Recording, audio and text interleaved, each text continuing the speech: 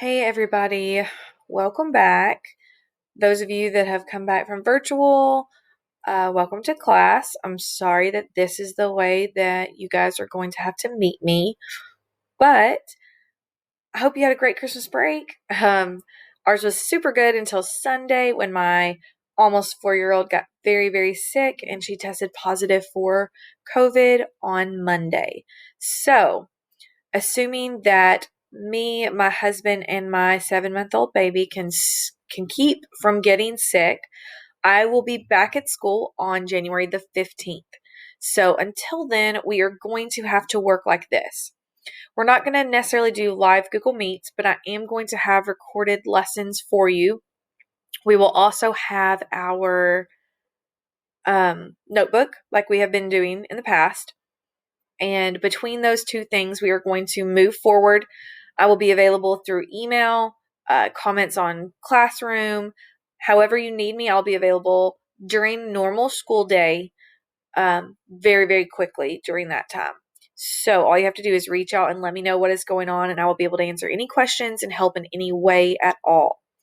So one thing that I wanted to point out before we even get started this time is that we're actually going to start one of our activities before we really get into the unit. So in your Google Classroom, you've got a copy of the Unit 5 notebook, and activity 1 is about creating a food journal or food diary. So there are two different ways that you can do this.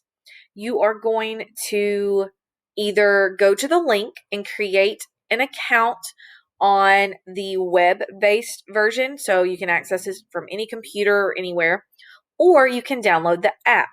We are going to be using MyFitnessPal. It is created by Under Armour, if I remember right, unless they've sold their rights. You're going to create an account with them. I do believe that they require you to be 18, but it's just logging food, so you may have to fib on your birthday and tell them that you're 18 so that way you can make an account. But in that account, you have the ability to log your food. You need to log every single thing from today. So on my A-Day classes, you are starting on Wednesday, January the 6th. My B-Day classes, you are starting on Thursday, January the 7th. And you are going to keep track of your food for 7 full days. Every single thing that you eat or drink needs to be recorded, whether it's water, soda, popcorn, a Big Mac from McDonald's. Now, the thing about the MyFitnessPal is that you can take pictures of barcodes and it will automatically pull it in for you. You can actually search most fast food restaurants and it will add it for you. Loads of stuff and ways you can do that. I'll actually post a second video where I just share my screen with you and I kind of show you the different things that you can do with it. But we are going to start doing those things today. So this whole thing too, don't worry, there's no judgment on what you eat. I don't care what you eat. Be 100% honest. But this is going to help us as we start learning more about nutrition and about the things that we either should or should not be eating. This will help us gain a better understanding about it. So we're going to start with it today before we go any farther with anything. Okay. So number one assignment today, before you leave class, you'll have plenty of time. You're going to create that account and start logging anything that you've eaten already. Got it? Cool. So moving forward from here, we are starting our nutrition and supplement unit. So this unit is one of my personal favorites. I love going over the things that we eat. Now, do I follow it 100% of the time? No, because I like eating junk food and I like eating fast food and I like eating stuff that tastes good. But understanding what those foods do for our body, how they can help us both in athletic performance and recovery from injury is a super empowering thing. It's also very fascinating to me how much our diet can change our performance. And just our overall mental feel good. So we're going to get into what causes some of those different things. Now, To begin, you have to know the basis of nutrition. So that's where we're going to start. What are our nutrition basics? Like I just said, these can obviously affect all outcomes. Everything about us, we can be affected by our food. Now, these are the 6 types of nutrients, okay? Carbohydrates, protein, fats. Those are our 3 main ones. Most people know those 3. But then you have to take into account vitamins, minerals, and water, okay? All 6 of these are the 6 nutritional elements. Now, the first 3, carbs, proteins, and fats, these are what we call our macronutrients. So we need large amounts of these. These are the majority of our diets, the majority of what we eat. Those fuel our body systems. Now, the other 3 are what we call micronutrients. Their micro means small because they are needed in smaller amounts than our macros are. Okay, that's all, just smaller amounts. Now, as far as our nutrients are concerned, there are some different roles that they play, okay? They help with the growth, repair, and tissue maintenance in our body. They regulate body processes. They produce energy. Different ones produce different types of energies, and we'll go into that a little bit more as we proceed forward too. Also, think about, like, have any of you realized that you've not been drinking enough water and you start deciding to drink more water, and it helps to clear up your face and it helps make you feel less bloated and less yucky? That is just a really simple way that what we eat actually shows itself in our physical appearance. So these are what the recommendations are for our diet. So think about these making up 100%. On this left-hand side, this is what our recommendations are from the dietary guidelines, okay? Carbs should be about 45 to 65% of our diet. Fat should be 20 to 35%. And protein, it's a big category, 10 to 35. That really depends on athlete, consumptions, all of those kind of things. However, this is how our diets tend to break down in the United States. 50% carbs, 35% fat, 34% fat, and only 16% protein. These are not good categories. This is not a good breakdown, guys. Okay? Not good at all. Now, let's look at our macronutrients individually. Okay? Carbohydrates. A lot of times when you think of a carb, people think of bread or pasta or crackers, something like that. Yes, that's true, but carbs are in a lot of other places too. So we're going to get into where all we can find those. Now, carbs are the body's most efficient energy source. They fuel us. It is like putting gas in a car. They are what gets us where we need to be. And I'm not just talking physically, I'm talking mentally too. You are slower in the mornings, slower mentally, answering questions, taking tests if you haven't had breakfast yet. And if your breakfast didn't involve carbs, even more so. Okay. You need that to jumpstart yourself. If you're not bringing in enough carbs, it's like you're trying to drive your car with no gas. You're not going to get very far. Carbs are needed to fuel our body, but we need to take in smart carbs and we need to take in appropriate amounts of carbs. Okay. Now we break down carbs, which are essentially sugars, into 2 different types: simple and complex. Simple sugars are things like fruit, syrup, and honey. Okay. We tend to talk about them in using the term glucose. That is the basic form of sugar. That is the way our bodies process it, in the glucose form. Now, those that I just listed, fruits, syrups, and honey, those are monosaccharides. Mono means one, so they are simple sugars. There are also disaccharides, which is 2 sugars combined. We consider those milk sugar and table sugar. Okay, so those are still on the simple end of things, but just a tiny bit more complex. Now, we have a whole complex category of sugars, and these are our starches and fiber. Starch is what we're going to see more in things like potatoes, whereas fiber is a part of plants that we can't break down.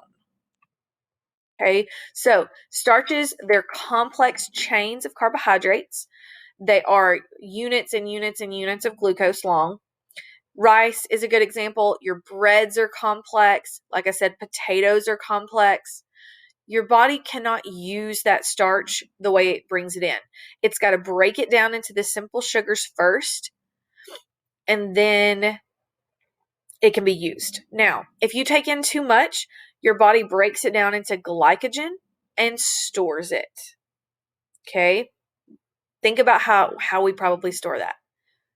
Typically, some glycogen is stored in the liver. However, the majority of it is stored in fat. Okay? If you don't take in enough carbohydrates, your body has to find a new fuel source so that you don't just stop working. That's when it will sometimes use protein as an energy source. But this isn't always what we want because protein is what we need for our muscles. Okay? So keep that in mind too as we go forward. Now, fiber, like I said, it's in plants, and we tend to think about fiber as the part of the plant that we cannot break down. So we can't digest it, so it comes out of us about the same way it goes into us. So a really good example is corn.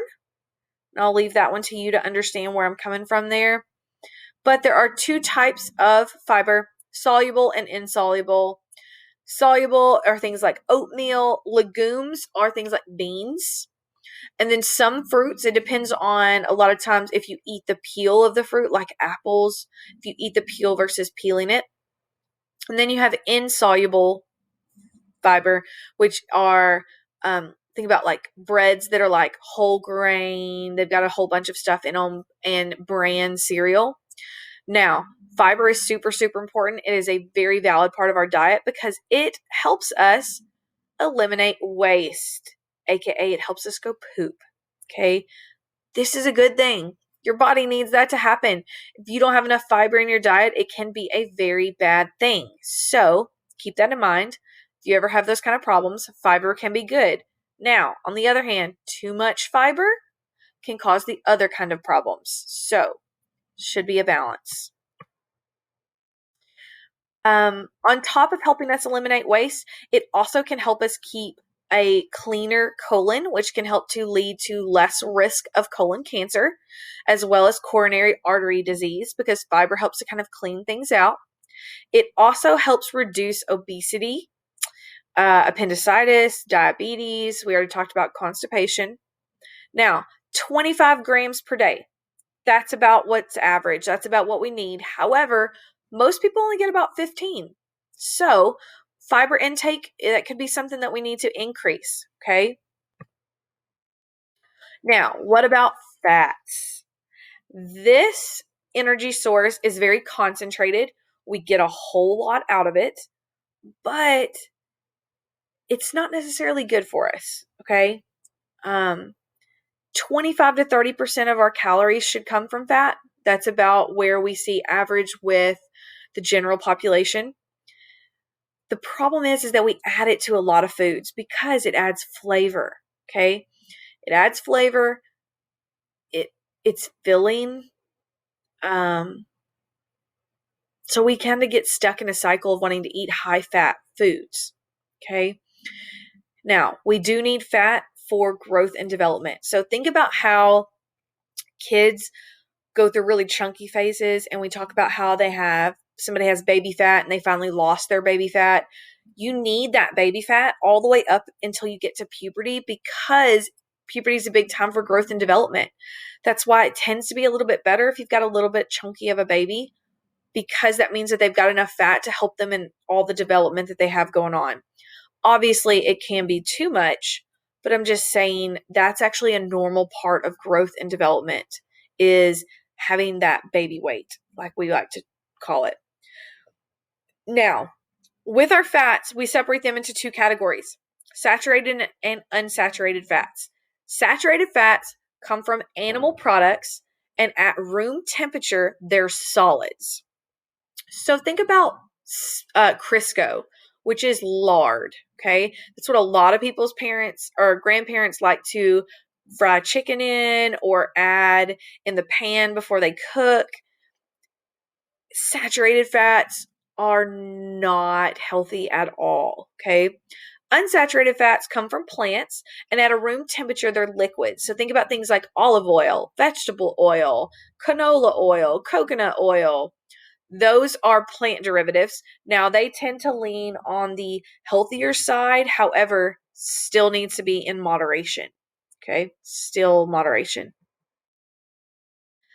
Also with fats, we have something called sterols, which if you think about, these are our cholesterol. Okay, we need less than 300 milligrams a day. And this is where the omega-3 fatty acids come in. So this is something that we tend to find in fish. And a lot of people take this as a supplement, but this is an unsaturated fat that helps reduce your chances of hypertension, stroke, and heart disease. These are really, really good. They can help with your cholesterol. A lot of times it can be prescribed to you. It is just a multivitamin that you can take. People that live in like the Mediterranean area or live on the coasts, they tend to have high levels of omega fatty acids in their own because they eat so much fish. It's part of their diet. So those are good things. They're heart healthy foods. Then we have trans fatty acids. This is another type of fat. They kind of look like saturated fatty acids. We see trans fat stuff in cookies, crackers, dairy and meat products. So don't think about like a steak. Think about like a processed meat. Think about processed dairy. These are bad. They increase our levels of bad cholesterol. We're really not supposed to bring them in at all. However, they're in a lot of foods. And then as far as today goes, we're going to go ahead and finish proteins really quick. And then that will be the end of what we're going to cover today. And we'll get into the next one, our next unit. So proteins are our last macronutrient. These are required for growth, maintenance, and repair. If you don't bring in protein, your body cannot grow. And I'm not just talking about getting bigger muscles. I'm talking about growing, period. Cannot get any better. They also have a big play in enzymes, hormone production, all of those things. Proteins are broken down into amino acids. Those are the basic building blocks. There are 20 that compose the majority of our body proteins. Typically, we can make them. Our bodies, our cells, they make amino acids. However, there are some that we call essential that must be eaten in order to have them.